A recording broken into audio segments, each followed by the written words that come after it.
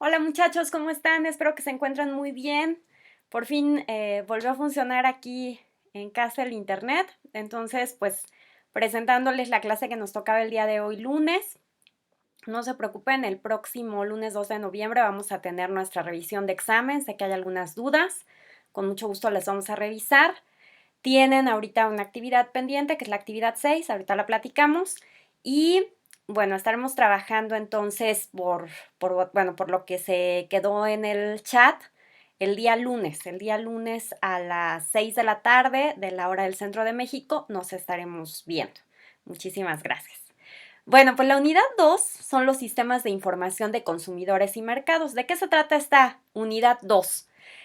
Bueno, hablar que dentro del comportamiento del consumidor, no solamente tenemos que estar centrado en cuál es el proceso de compra, cuál es el proceso de toma de decisiones, los conceptos básicos, que fue lo que ya estuvimos revisando, sino también, ya que tenemos al consumidor, entonces ahora cómo conseguimos esta información para saber de él.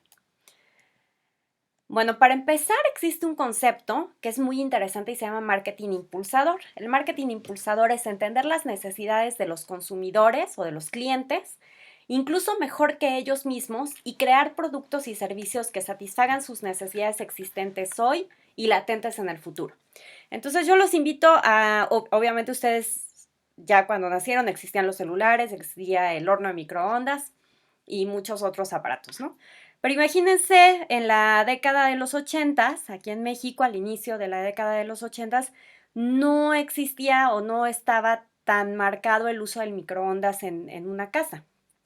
Entonces, pues las personas que empezaban a comprar este tipo de aparatos, como que no sabían si lo necesitaban o no. Si a alguien le preguntabas, te decían, no, pues yo toda la vida he cocinado con mi estufa, con mi horno convencional, ¿para qué voy a necesitar un horno de microondas? Y si ahora lo pensamos, en nuestras cocinas, en nuestras casas, el horno de microondas, así lo utilicemos solamente para hacer palomitas y calentar, es un elemento importante que debe estar presente, ¿no? Como que sí hace falta. Entonces, el marketing impulsador precisamente es entender que existía esa necesidad de calentar algo más rápido, de tener ciertos productos. Sabemos que no es lo ideal para cocinar, porque es muy complicado que los productos queden bien, aunque hay ciertas recetas que pueden utilizarse. Y lo que logra es que las personas quieran ese producto. Por ahí del año 2001, 2002 empieza a salir, no estoy segura si son los años, pero es entre el 2000 y el 2005 sale el iPad. Igual, antes de que existieran los iPads, nos imaginábamos que lo necesitábamos. No, necesitamos siempre algo o alguien que creó el producto basado no solamente en innovación, sino en una combinación de viejos elementos, por así decirlo. O sea, sí innovaron, pero tampoco es que crearan el hilo negro o lo más novedoso del mundo. O sea, el iPad es una combinación entre una computadora, entre un teléfono celular, te puede servir para tener tus libros y para muchas cosas, ¿no? Tu agenda, etcétera. Entonces, no sabíamos lo necesitábamos o no lo necesitábamos y ahora muchas personas lo utilizan. Entonces, esto es el marketing impulsador. El ambiente de marketing son las fuerzas que ayudan o afectan a una empresa. Y como ustedes lo podrán entender, esas fuerzas pueden estar dentro de la empresa y también fuera de la empresa. Entonces, ¿cuál es el microambiente? El microambiente es el que está dentro de la empresa y está integrado por actores y fuerzas cercanas a la empresa capaces de afectar sus habilidades de servir a los clientes. Ejemplo, pues están los proveedores, los intermediarios de mercado, los clientes, los competidores, desde el enfoque de ser mejor que ellos, el público, o sea, los grupos de interés o los stakeholders, que es como se denomina. Y bueno, esos grupos de interés tienen cierto impacto sobre la capacidad de una organización, ¿no? ¿Quiénes son los stakeholders? Pues pueden ser, por ejemplo, los inversionistas, puede ser desde el macroambiente, y lo vamos a ver ahora, también puede ser los medios de comunicación, pueden ser otras empresas o competidores desde el punto de vista de ser más competente que ellos. Entonces, en este sentido, nosotros tenemos un microambiente que, fíjense, está incluyendo a los trabajadores, a los proveedores. En un restaurante son fundamentales los proveedores y también tenemos que darles un servicio.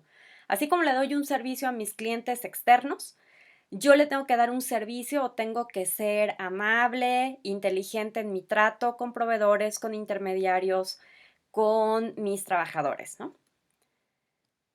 Y el macroambiente son todas las fuerzas sociales que afectan el microambiente y empieza desde fuerzas demográficas, o sea, todos estos cambios que ha habido, por ejemplo, ahora por la pandemia, pues nos han obligado a que aumente el comercio de alimentos en casa, o sea, todo lo que es el servicio para llevar, muchas de las aplicaciones. Ha aumentado esto, o sea, ¿quiénes de nosotros utilizábamos? Supongo que sí, algunos de ustedes, pero yo, por ejemplo, el Zoom lo conocí hasta la pandemia y hasta que surgió la necesidad. Antes de eso utilizaba otros medios como Webex, como Skype. Entonces, al final de cuentas, son todas estas fuerzas demográficas que nos traen cambios, la competencia, pero desde el punto de vista de una posición en la empresa o algo que le llamamos market share. El market share es el posicionamiento de la empresa. Entonces, imagínense que tenemos un pastel y el pastel es el cliente, el mercado meta, y ese lo vamos dividiendo en partes. La parte que le corresponde a la empresa es precisamente la posición. Si del pastel de bebidas gaseosas hablamos de Coca-Cola y Pepsi, ¿quién tiene más pedazo del pastel en México? ¿Coca o Pepsi? Ustedes analícenlo, es algo que vamos a estar platicando. Desde mi punto de vista, Coca-Cola tiene más presencia en el consumidor o un mejor posicionamiento o un mejor market share. Ese es el macroambiente desde el punto de vista del competidor, es la posición de la empresa.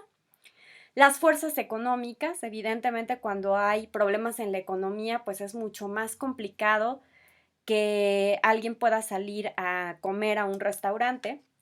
Ya hemos dicho que nuestros servicios tienen que ver con un tipo de ingreso como para, no forman parte de la canasta básica de la alimentación o del vestido, sino forman parte de una especie como de forma de divertirnos, ¿no? De relajarnos. El ir a un restaurante lo hacemos por la experiencia, normalmente. Entonces, cuando existen estas necesidades, pues hay necesidades económicas adelante de eso y ya con el dinero que nos sobra, con el ingreso discrecional es con lo que nos vamos a un restaurante.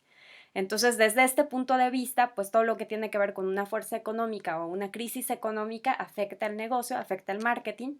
Fuerzas naturales, ¿no? En Cancún últimamente nos han tocado 2 eventos muy seguidos y ustedes lo saben, o sea, todo eso genera que se tengan que parar actividades, que se tengan que, afortunadamente no han sido tan graves los asuntos, pero de igual manera han afectado fuerzas tecnológicas, políticas, cuando hay una crisis política en algún país, pues evidentemente eso también afecta el marketing y también factores culturales. Bueno, el proceso de investigación de la conducta del consumidor es algo bien interesante y primero tenemos, para que nosotros podamos investigar a nuestro consumidor, primero tenemos que saber quién es nuestro consumidor. Entonces, para saber quién es mi consumidor, yo tengo que conocer cuáles son las características del mercado meta. Ya habíamos hablado que el mercado son la serie de compradores potenciales y reales que pueden comprar mi producto o servicio. En mercado meta, yo puedo tener muchos mercados meta en una empresa gastronómica, sí. ¿Qué es lo que no puedo tener? Es decir, que la empresa sea para todos los mercados meta. Puede ser que tenga 2 o 3 mercados meta, pero yo lo tengo que definir. Entonces, en primer lugar, mi mercado meta debe ser excluyente. ¿Qué quiere decir? Si yo decido atender a niños, no es lo mismo atender a niños de 1 a 3 años que a niños de 7 a 11, que a niños de 11 a 15. O sea, es muy diferente porque tienen características distintas y lo que van a querer comer es distinto también. Entonces, en primer lugar, mi mercado meta debe ser excluyente. Debo identificar perfectamente. Cuando digo niños, hay una serie de micromercados meta en el sector niños y debo establecer muy bien qué características son. Debe ser medible. O sea, no puedo decir, pues son todas todos los granitos de arena que tiene la playa. Híjole, pues eso no es medible. Entonces tengo que determinar, son niños de 1 a 3 años que viven en la zona de Playa del Carmen, en Playa Car, y que tienen acceso a no sé, internet. Entonces ya ahí voy haciendo esas características ya son ciertamente medibles. Ya puedo saber exactamente cuántos niños de 1 a 3 años viven en la zona de Playa Car y tienen acceso a internet. Eso lo puedo medir. Es una buena descripción de mercado meta. Debe ser sustancial, debe ser lo suficientemente grande como para que yo pueda abrir un negocio o pueda tener un producto o servicio para atenderlos. Entonces, si yo quiero establecer en mi restaurante que es para niños de 1 a 3 años que viven en la zona de Playa Car, que tienen acceso a internet y solamente son 5 niños, pues no me conviene abrir un negocio, pero obviamente no son 5 niños, son muchísimos. Entonces, ok, es sustancial, es suficientemente grande, me conviene hacerlo. Responden de manera diferencial, esto se relaciona mucho con lo de excluyentes. ¿Qué quiere decir? Si los niños de 1 a 2 años y los niños de 2 a 3 años actúan más o menos igual, tienen más o menos las mismas necesidades de alimentación, entonces no me conviene hacer un mercado meta que diga niños de 1 a 2 y niños de 2 a 3. Deben estar en el mismo segmento, pero lo vuelvo a repetir, si son niños de 1 a 3 o niños de 11 a 15, responden totalmente diferencial, entonces ahí sí me convendría hacer 2 mercados meta. Ustedes cuando hacen una descripción de mercado meta tienen que contestar por qué su descripción cumple con las características antes mencionadas. Y les vuelvo a repetir, una empresa gastronómica puede tener 2 o más mercados meta, pero por lo menos uno bien definido. O sea, no se vale decir, mi mercado meta es la familia. Es muy amplio. ¿A quién le quieres pegar a la familia? ¿A los niños, a los adolescentes, a los abuelos, a los papás? Y a lo mejor en mi restaurante vienen abuelos, vienen adolescentes y vienen papás, pero ¿por qué? Los niños son el mercado meta que los atrae. Esto es importante que nos quede muy claro. Entonces, pues lo que les decía, ¿no? No va a actuar de igual manera si mi mercado meta es para bebés, si mi alimentación es para bebés, que para preadolescentes, que para jóvenes, que para adultos, que para familias con niños pequeños, que para niños más o menos de 2, 3 años, lo que les llaman toddlers, que para niños un poquito más grandes. O sea, tengo que pensar qué características tienen y vamos a verificar las necesidades de productos y de servicios que ellos tienen para poderlos incluir. Y acuérdense que desde el punto de vista gastronómico, yo puedo hacer un menú especial para adultos de la tercera edad o puedo hacer un menú especial para bebés y puede ser algo bien interesante. Ahora que los más jóvenes deciden no tener hijos, pues hay restaurantes que le están apostando a hacer menús especiales para mascotas, para perros, para gatos, y eso finalmente es una buena idea. Entonces, por ejemplo, les pongo una descripción de menú de un restaurante de hamburguesas personalizadas, ¿no? ¿Por qué son personalizadas? Porque tú puedes ir y escoger tus alimentos, lo que lleva la hamburguesa, algo así como el Subway. Entonces dice, el mercado meta de mi empresa, jóvenes de entre 18 a 25 años. Es excluyente porque indica edades específicas. Estudiantes universitarios de la Universidad Anáhuac Cancún, especialmente de las carreras de Administración, Derecho y Arquitectura. Es medible y sustancial porque son 12,000 alumnos. Por decir un número, ¿no? Obviamente que no son el número de alumnos. Con un presupuesto promedio de 80 pesos diarios para comida, que gusten de música moderna y ambiente relajado. Aquí ya estamos siendo... pues que estamos viendo que respondan de manera diferencial porque habrá jóvenes de esta edad que no les guste la música moderna y que les guste otro tipo de música. Y dice, mi segmento responde de manera diferencial que otros como los profesores que tienen más presupuestos, les gusta otro tipo de ambiente y tienen horarios más accesibles para comer en casa. Bueno, ya que tenemos determinado nuestro mercado meta, entonces sí ya podemos hacer una investigación de mercado. ¿Para qué se hace la investigación de mercado? Bueno, porque nos ayuda a conocer la necesidad del consumidor. Acuérdense muy bien que hay necesidades y deseos. La investigación de mercado me ayuda a saber qué necesidad, o sea, qué estado de privación percibida estoy satisfaciendo y además cómo lo voy a satisfacer, o sea, cómo voy a resolver un problema que normalmente tenga el consumidor. Si regresamos ahora con lo de la pandemia, ¿cuál era nuestro problema? Bueno, necesitamos algo que funja como un escudo, como una barrera para que no salgan los aerosoles de la boca y no le caigan a la persona que está enfrente. Entonces, ¿qué fue lo que necesitó el consumidor? Un cubrebocas, una careta, y eso es un producto que está resolviendo un problema porque nos ayuda a salir, porque si no, no podríamos hacerlo. o encontrar una oportunidad.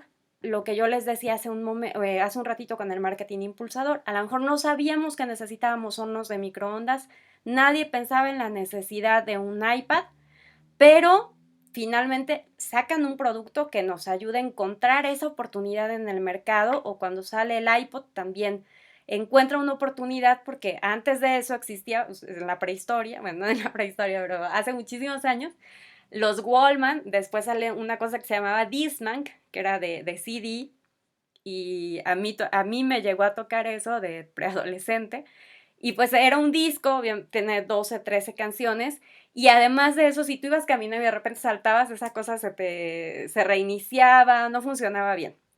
Encontraron que había una forma de hacer mejor las cosas, y entonces sacan los MP3 y ahí evolucionan hasta el iPod, y lo que ahora tenemos en el teléfono, ¿no? Que es ya todo esto integrado.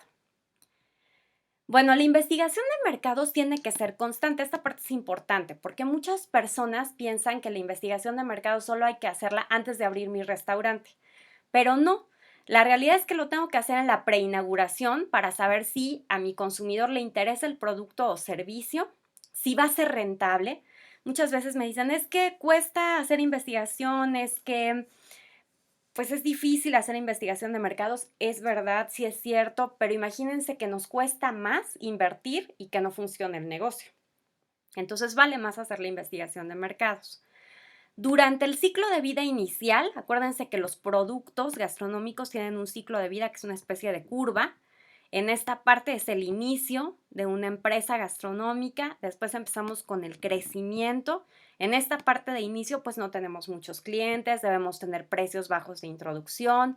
En el crecimiento es cuando empezamos a tener consumidores y empezamos a tener más clientes. Llegamos a una etapa de madurez, que es cuando ya hay una saturación de clientes en el mercado y ahí tengo que mostrar mi ventaja competitiva. Y en la etapa de cierre o de declive, que por supuesto puede volver a empezar el ciclo de vida de un producto gastronómico, pero normalmente todos viven estas etapas. Entonces, en ese ciclo de vida inicial, debo hacer investigación para saber qué es lo que quiere el consumidor, qué piensa el cliente respecto a la calidad, a los precios del producto o servicio.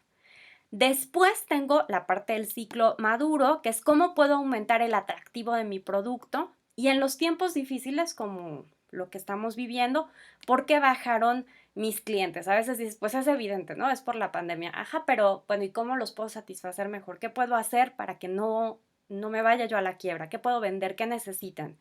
Tengo que cambiar mi giro, tengo que hacer alimentos más saludables, ¿qué es lo que tengo que hacer? La investigación de mercados nos va a servir precisamente para saber quién es nuestro cliente, dónde vive, dónde compra, cómo compra, qué le gusta, si conoce o no conoce mi empresa, si ha consumido mis productos o servicios, qué piensa de ellos, y si ha vuelto a consumir los productos o servicios, y si no lo hizo, ¿cuál fue la razón? O sea, ¿por qué no lo volvió a comprar? ¿Cuáles son los pasos? Bueno, los pasos, el primero es muy importante, hay que determinar los objetivos del estudio. ¿Qué quiero saber? Si va a comprar el producto o servicio, si está satisfecho con el producto o servicio, quiero investigar qué otros productos o servicios necesita, qué cambios les tengo que hacer. Entonces, lo primeritito sería determinar qué es lo que quiero saber con mi investigación. Lo segundo es elegir una técnica para conducir el estudio. Entonces, puede haber una diferente cantidad de técnicas. Una interesantísima es el neuromarketing, que ahora está muy en boga. ¿Qué es el neuromarketing? Bueno, el neuromarketing es que yo no necesariamente le pregunte al consumidor, sino más bien estudie a través de la ciencia el comportamiento que tienen sus terminales neurológicas, sus terminales cerebrales cuando ve un producto o un servicio, cuando lo consume. O sea, en lugar de preguntarle, ¿te gusta este arroz? Se conecta una terminal nerviosa y le ponemos 3 diferentes tipos de arroz, y en donde está más la actividad cerebral y sobre todo una actividad que está relacionada con el placer, entonces ahí es a donde el producto le gusta más, pero ya no le pregunto. Esto es muy bueno porque evita que el consumidor mienta, pero por otro lado es caro, en este momento sigue siendo caro. Hay algunas técnicas de neuromarketing, como las vieron en el video de Comprología, que incluso, ¿no?, te ponen una cámara aquí, una especie de lentes, y Tú entras a un centro comercial y lo primero que ves, y entonces ahí pueden identificar cuáles son los estantes o cuál es el display que puede tener mayor costo para los proveedores. O sea, si yo soy un proveedor de papas, acuérdense, las papas fritas, las que más venden, ¿en dónde están? ¿Están hasta arriba? ¿Están hasta abajo? ¿Están en medio? Hay que verificar eso. Normalmente el display que más llama la atención está en medio. Los productos más populares, las marcas que más se compran, es en donde se ubican. Los productos que son más económicos o que no son tan demandados están hasta abajo o están hasta arriba.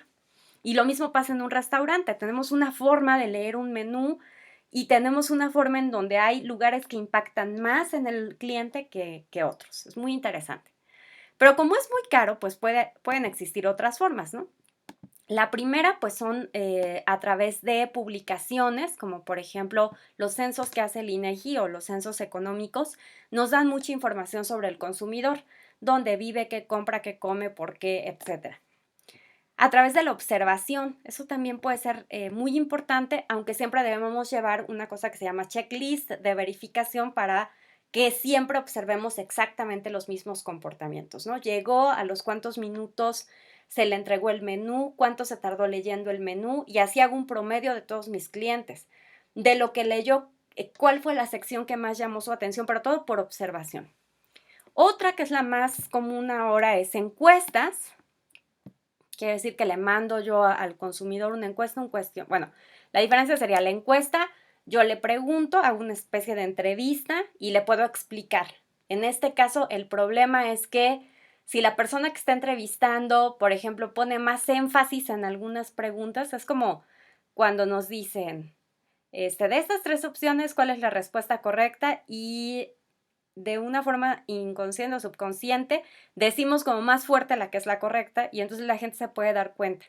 Entonces las encuestas tienen sus problemas, los cuestionarios son estos que mandamos a través de redes sociales, a través de internet, o lo hacemos persona a persona o nos entregan un cuestionario de satisfacción al terminar nuestra comida.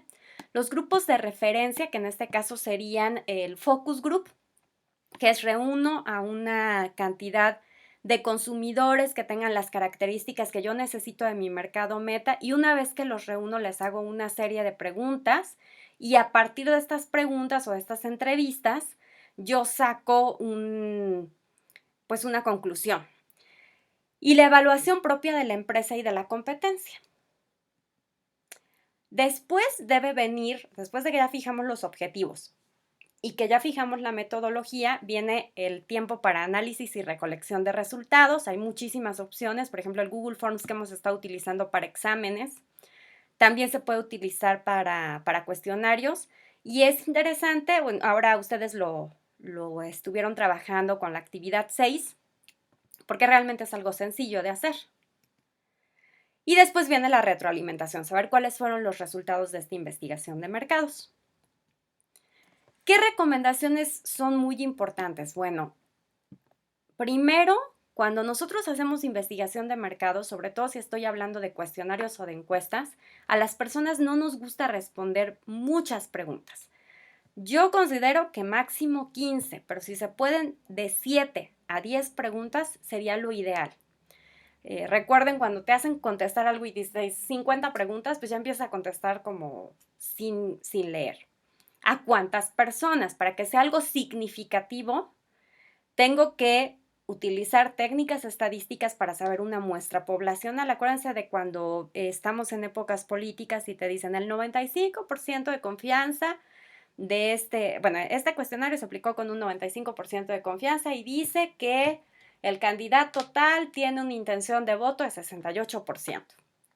Esto me ayuda porque me están diciendo qué porcentaje de confianza tengo y son datos estadísticos. ¿Puedo dar algún beneficio por responder? Esta es otra parte importante. ¿Por qué? Porque como no nos gusta contestar, pues hay que hacerle como muchas empresas que te dicen, si usted contesta este cuestionario va a tener una galleta gratis, va a tener un descuento del 10%, va a tener algo para animar a las personas a responder. Hay que considerar los sesgos, que nuevamente les digo, dependen mucho de quién me está entrevistando. Si, por ejemplo, es una persona muy agradable a la vista, muy atractiva, pues puede ser que tanto hombres como mujeres digan, sí, yo le contesto como que lo que quiera, ¿no? Y te dicen, ¿fumas? Y tal vez tú ni fumas, pero si estás viendo que viene una empresa Malboro, tú dices, no, sí, sí fumo. Para, es un poco como que pensamos que es amable, aunque mientas. Entonces ese es un sesgo. Los tipos de preguntas. Aquí les puse una lectura que vamos a tener, por eso dice 175, no le hagan caso, pero los tipos de preguntas también son importantes. Los datos demográficos como edad, género, nivel de ingresos, todos estos datos que a veces sí son importantes investigar, se deben preguntar al final de un cuestionario, nunca al principio. ¿Por qué? Porque necesitamos ganarnos la confianza de los encuestados. De por sí no nos gusta contestar. Y luego tenemos algunos problemas en nuestro país de cuestiones de seguridad. Entonces, si tú entras a un lugar al cine y te hacen un cuestionario de que, ¿y por dónde vives? O bueno, ¿por qué zona de la ciudad vives? Y que entre qué edad estás, y que cuál es tu nivel de ingresos, puedes pensar, me van a secuestrar. Entonces, lo mejor que podemos hacer es hacer las preguntas demográficas hasta el final y solo las que realmente sean importantes. El orden de las preguntas. Si necesitas un mapa para responder este tipo de cuestionarios donde te dicen, y si dice que no, pase a la pregunta 3 y luego regrese a la 1 y luego salte a la 7 y luego regrese a la 14, ese tipo de preguntas no están bien, sino tenemos que hacerlo más fácil para las personas, lo que decíamos, cantidad de preguntas, lo menos que se pueda, menos de 15, el formato. Si porque lo tuve que hacer impreso, le puse una letra pequeñitita para que en lugar de que sean 2 hojas sea una, pues no es lo ideal. Y el tiempo de la encuesta, hay que ser prudentes. Hay personas que están en un momento corriendo o están haciendo otras cosas y no están para contestarnos un cuestionario. Si yo les pregunto a la hora que están esperando sus alimentos, a la hora que están esperando su cuenta, a la hora que están esperando mesa, pues está bien, porque es prudente hacerlo. Pero si yo les pregunto a la hora de que ya están en la celebración, platicando, la gente no me va a querer contestar. Y bueno, dice un cuestionario cuestionable. Lo repito, los ingresos solamente se preguntan si de verdad son muy importantes para lo que para lo que necesito investigar. Y lo ideal, por ejemplo, para nosotros, en lugar de que tú digas, ¿cuánto estaría dispuesto a pagar por un pay de queso? Y que le digas, de menos de 100 pesos, de entre 100 a 120, de entre 101 a 120 pesos, de 121 a 150 pesos, más de 150 pesos, lo ideal es que tú le pongas la porción del pay de queso en una fotografía y que le pongas el precio que tú vas a, ¿lo pagaría o no lo pagaría? Ya, eso es lo único que le tienes que preguntar. Eso es importante porque los ingresos son preguntas complejas. Preguntas demográficas al final, preguntas ambiguas, ¿no? Cuando te dicen, ¿a usted le gustan los autos Ferrari rojos? Si contestas que sí, no sabemos si es sí, te gustan los Ferraris y rojos. Si contestas que no, no sabes si no te gustan los Ferraris o no te gusta el color rojo. Entonces tenemos que quedar muy claro con qué es lo que te está preguntando, no ofrecer todas las respuestas posibles, o sea, no es buena idea ni abrir las preguntas, o sea, preguntas abiertas son mucho más difíciles de interpretar, son enriquecedoras pero muy difíciles de interpretar, ni tampoco ponerle 14 respuestas, ¿no? O sea, de estas opciones, del 1 al 14 seleccione cuál es la opción más importante para usted cuando le dan servicio en un restaurante. Son muchas. Deberíamos tener 7 opciones, más o menos, máximo. Pueden marcar más las instrucciones, ¿no? Puedes decirle, puedes marcar más de una opción o nada más debes escoger una opción. El término gustaría es un término complicado porque es lo que les digo. ¿Le gustaría asistir a un restaurante? En este momento me encantaría, les diría yo sí, pero es muy diferente a ¿asistirías? No, no asistiría. Me encantaría ir ahorita, pero no asistiría porque no tengo tiempo y además porque me da miedo contagiarme. Entonces no, no iría. Pero me gustaría sí. ¿De qué me sirve que me diga que sí le gustaría si no va a llegar? Las respuestas difíciles de recordar, ¿no? Así como ve. En la clase primera que tuvimos de conducta de consumidor, ¿cómo estaba usted vestido? No tengo idea, fue hace un mes, ¿no? Más o menos. Entonces, tengo que considerar preguntas que sean fáciles de recordar. Si me dices cómo estaba vestido ayer, puede ser que lo recuerdes más fácilmente. Palabras difíciles de entender o con un significado variable por persona. Por ejemplo, en nuestra industria utilizamos una palabra, aquí por lo menos en el centro, también lo utilizan allá en Cancún, que se llama encamotarse, ¿no? O andar camote, que quiere decir estás muy ocupado en la cocina. Pues si yo se lo digo a una persona que haya trabajado en cocinas, lo va a entender, pero si se lo digo a cualquier otra persona, yo le digo, andas camote, se voltean y te dicen, ¿de qué me estás hablando? Entonces, es importante utilizar las palabras adecuadas. Y ahora vamos a hablar de que dentro de los tipos de investigación, hay uno muy interesante que es el diseño de la investigación cualitativa, que les decía yo hace un momento, son los focus group, o cuando tú tomas algunos consumidores que se parecen, que tienen características similares a tu mercado meta y les haces una pregunta. Y cómo esto también puede ser muy bueno.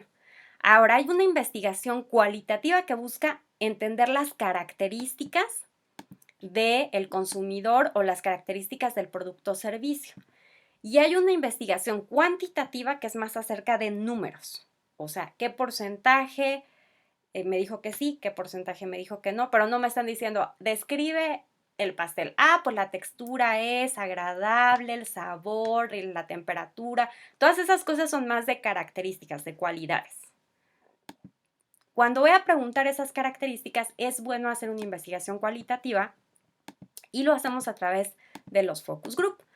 Entonces, bueno, la interpretación de diseños cualitativos tiene retos. Si yo voy a reunir a un grupo de personas y les voy a decir que prueben un pastel y voy a verificar las características de ese pastel y sus reacciones, entonces tengo que llevar toda una metodología para determinar lo que ellos me están diciendo.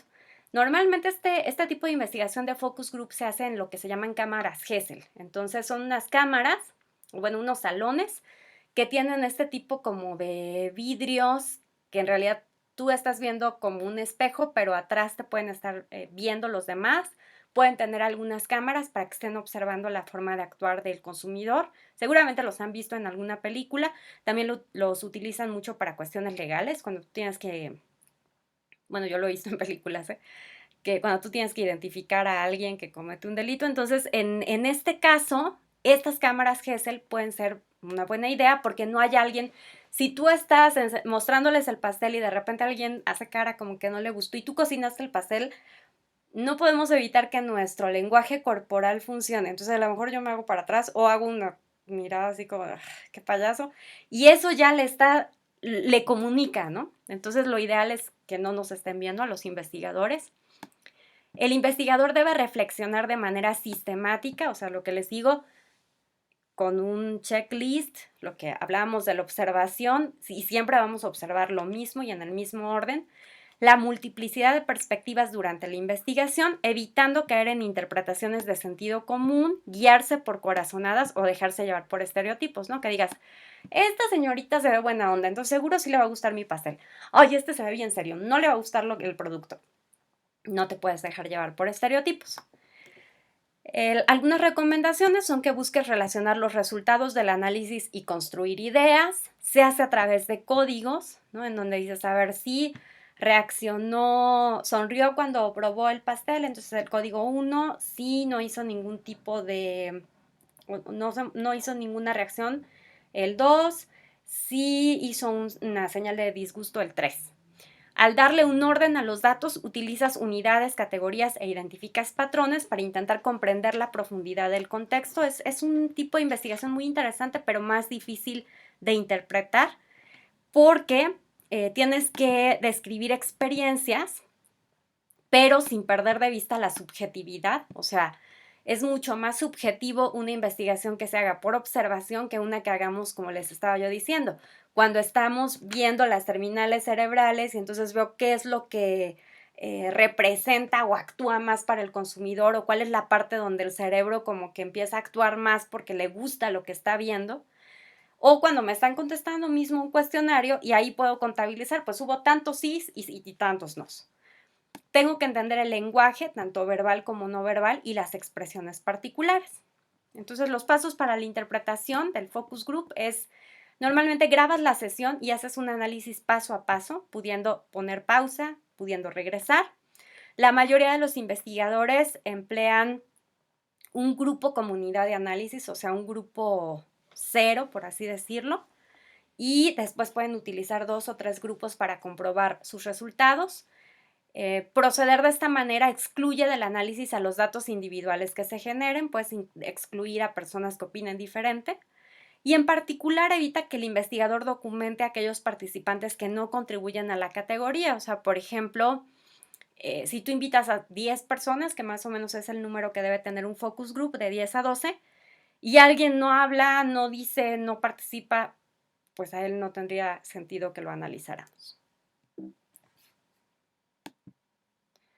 Debemos escribir el análisis de datos, la extensión regular es una cuartilla, se menciona lugar, fecha, hora de participación y tienes que mencionar todo lo que sucedió, ¿no? Hora en que se presentaron, o sea, dar un marco de referencia, en qué lugar, cómo era el contexto. Pues estábamos en una carpa en la playa con un clima de 38 grados, pues híjole, a lo mejor estaban incómodos, ¿no? No, estábamos en un salón a menos 5 grados, pues también estás incómodo. O sea, ¿cuál es este sentido? Los citamos a las 7 de la mañana, los citamos a las 6 de la tarde. Escribir las conclusiones, se mencionan los objetivos de la investigación y por qué se ha cumplido con ellos. Por ejemplo, ¿no? Como se sabe, el objetivo general del presente focus group fue investigar acerca de las preferencias de los consumidores en pasteles sin azúcar que utilizan ingredientes para diabéticos. Por lo tanto, se concluye que, y ya, lo explicas.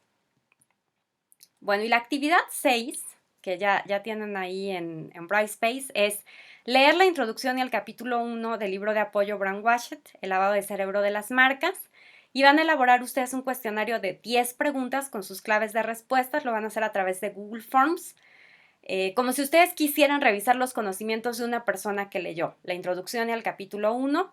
De antemano les ofrezco una disculpa porque una de las preguntas de examen tenía que ver con esta actividad y todavía no la habíamos hecho. Yo me confundí. Entonces esa pregunta todos la van a tener bien, que era lo de I Love Chipre, lo de la playera, y ahora que lo lean van a ver por qué era la pregunta, pero bueno, esa queda cancelada. Van a pegar la lista de su Google Forms y me van a invitar como colaboradora para editarlo con el correo carlac.morenocortez@viep.com.mx. Y a los que no estuvieron en clase sincrónica les puede servir un tutorial que está ahí en YouTube. Bueno, pues les mando un fuerte abrazo. Nos estamos viendo el día lunes y pues me va a dar mucho gusto saludarlos. Ojalá que se puedan conectar. Entiendo que es un día festivo, pero bueno, no tenemos otras fechas para hacerlo y como suceden muchas cuestiones entre los huracanes, el internet mío, el internet de ustedes, es preferible que tengamos la clase. Les mando un fuerte abrazo. Cualquier duda, por favor, no duden en escribirme o en marcarme al teléfono. Cuídense, bye, muchachos.